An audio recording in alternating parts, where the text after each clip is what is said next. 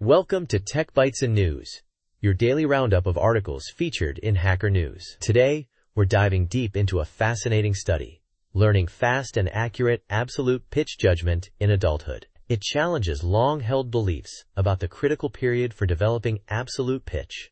Absolute pitch, huh? That's the ability to identify a note just by hearing it, right? I always thought that was something you either had or you didn't, something you had to develop as a child. Exactly. The common wisdom, supported by decades of research, was that you needed a genetic predisposition and to start musical training before age 5. But this study throws a wrench into that idea. They found that adults can learn absolute pitch, achieving levels comparable to those with natural AP. Wow, really? That's a pretty big claim. What kind of training are we talking about here? Was it some sort of intense, years-long program? Not quite.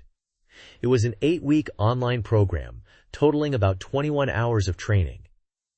They cleverly addressed some methodological flaws in previous studies.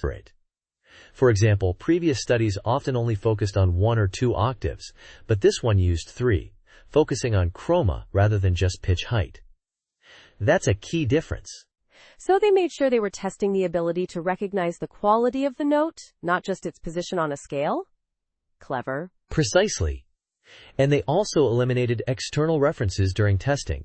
No feedback, no sample tones, just pure, isolated notes. They even made sure that successive test tones were more than an octave apart to minimize the use of relative pitch strategies. That's impressive. So what were the results? Did everyone become a perfect absolute pitch maestro? Not everyone, but the results were striking. On average, participants showed a huge improvement. A 128% increase in accuracy and a 42% reduction in error. Amazing! Even more impressive. 2 participants achieved near-perfect accuracy and speed, comparable to natural absolute pitch possessors. 2 out of how many? 12. That's a significant portion of the participants. And the study addressed potential biases, like pre-existing abilities. Participants weren't screened for cognitive skills, and their initial absolute pitch performance was quite low. The improvement wasn't just due to chance either. They had to pass the final training level multiple times consecutively. So this really does challenge the idea of a critical period for absolute pitch?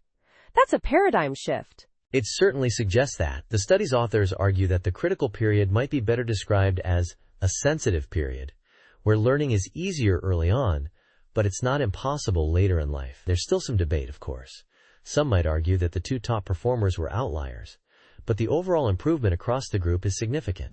I see. It's a really interesting study. It makes you wonder what other skills we might be able to learn later in life than we previously thought.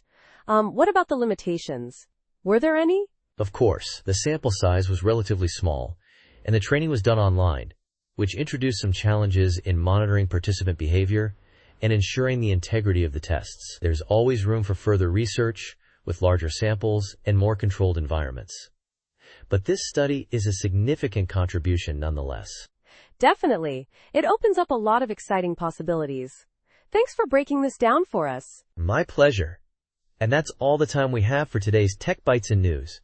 Thanks for listening, and we'll catch you next time. Goodbye. Bye-bye.